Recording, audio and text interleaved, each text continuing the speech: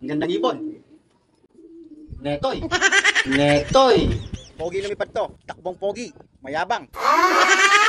At kung lumanding, walastik ang landing. Heto nga pala yung pinakaunang ibon natin. Grisel. Yun yung tamang tawag dito sa kulay na to. A combination of black and white. Huwag kayo iiyak. Ito yung pinakaunang ibon natin na dinala ng isang bata habang nandun tayo sa tambayan natin. Nagiinom-inom tayo, nagsasat puno tayo. No, dinalan tayo ng ibon ng bata, no? Sinabi niya sa akin kung gusto ko ba daw mag-alaga ng kalapate. Sabi ko naman sige. Subukan natin yung pigeon industry. At ito na nga yung binigay niya. Grisel. Hindi ko alam na mapapabatcher ko to until isang araw nakawala. Ang gandang ibon. Netoy.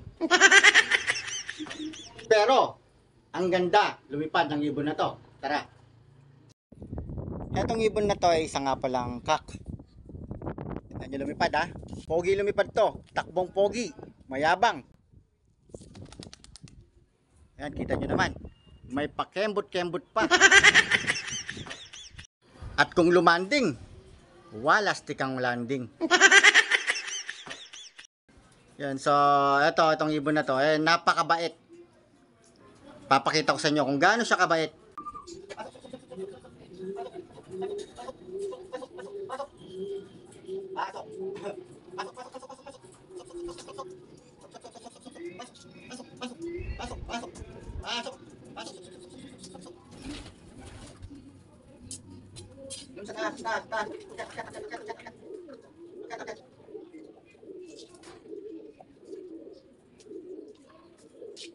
At saka kagandahan ng ibon na to, hindi siya mahilap. Dahil nga nasa 2 taon na tong ibon na to, kahit nandito ako, hindi siya mahilap, no?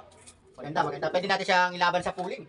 Mamayang gabi, kung merong sakayan sa BBC, malapit-lapit lang, alam ko sa Bulacan pa lang yun, so susubukan natin itong grisel natin.